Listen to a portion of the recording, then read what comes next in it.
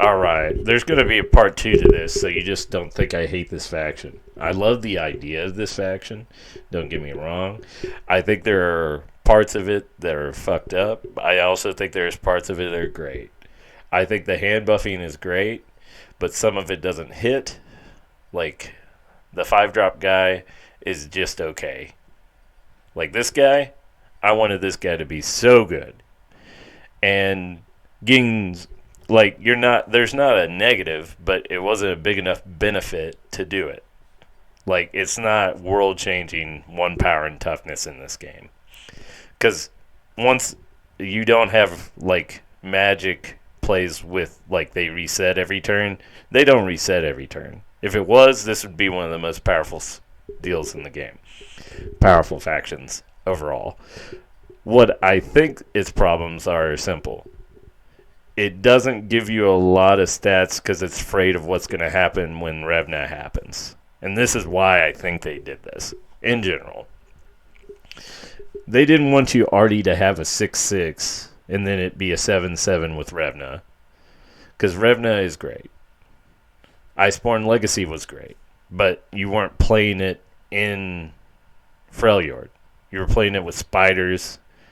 You were playing it with Wraiths. You were playing it with just about everything not in this faction. Which is okay, but why would you put this card in this faction? I love the idea of it. I think it's a great idea. But in general, like, this faction doesn't support itself. Like ARAM, if you're playing control, you get free dudes. Sometimes the RNG is going to hurt. Sometimes it's going to be bomb because you're going to get free leveled champions, which sometimes it's hard to do in this game alone, just leveling them and then having leveled champions and then some of them just being busted out of the gate.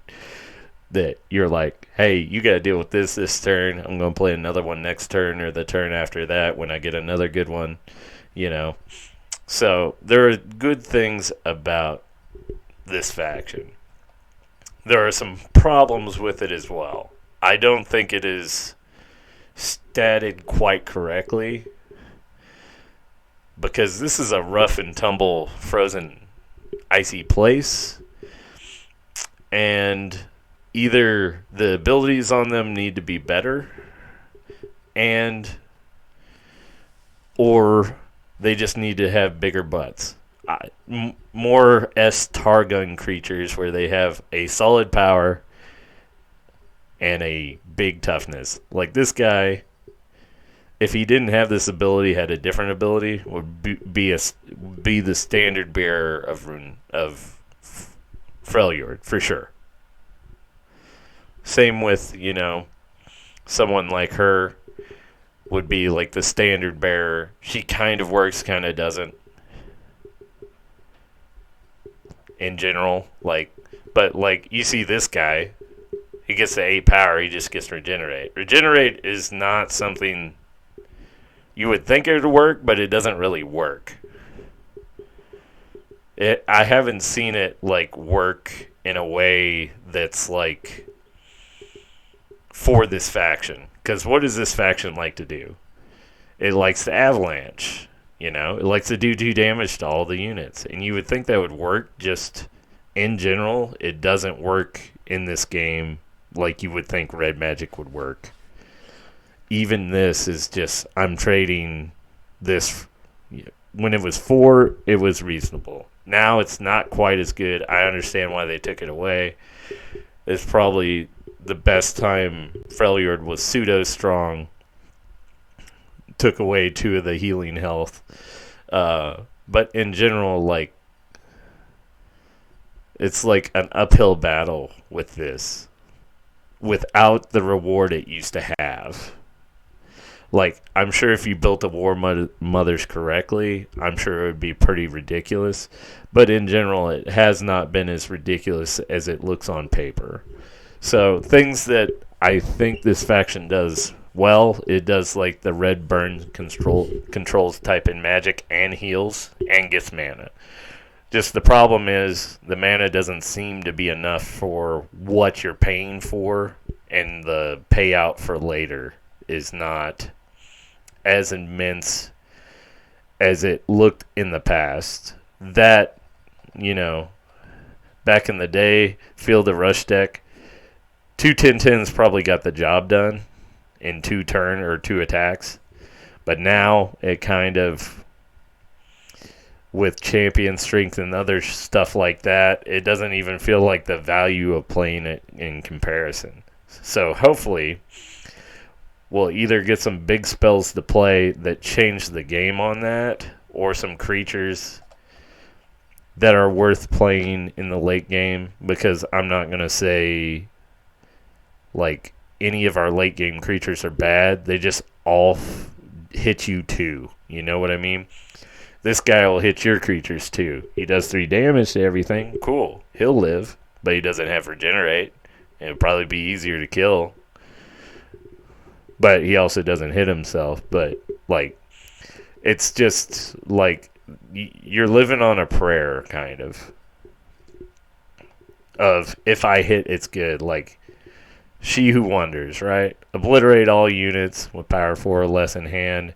It's a good idea on paper, but you're hitting you too. Like, most things that are game ending in this game don't hit you too. They're not negative to you too. Like, this guy, just okay.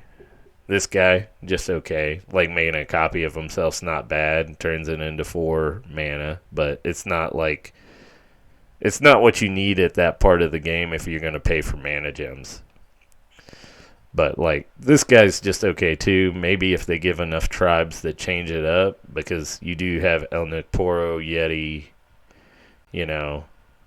Bladesmiths, and that's about it in this faction. Cultist, but he's not the best, and he's 5 mana, so it's just like it needs to be a bigger payout, because you know how many factions we've seen under, like, 4. So what we just need is them to figure out how to make the play type they want for this and make it work.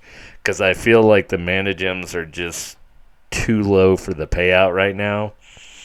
And you could say that's going to be a problem later, but hasn't been a problem having 2 of them throughout, and it hasn't been a problem so far. Maybe that'll change with cards later, but right now there's just also the amount of cards you can play is very limited. Very limited. So those are my opinions on it. Maybe it was not as glowing as you would like to be of a faction, but maybe my heart's in it too much. But at least we can probably all agree that they need an apology and some sort of powerful cards that aren't the same cards they've been playing for 2 years. Talk to you soon.